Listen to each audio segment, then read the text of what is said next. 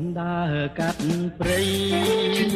ក្រមុំអូនអើយដើម្បីទៅរកពើ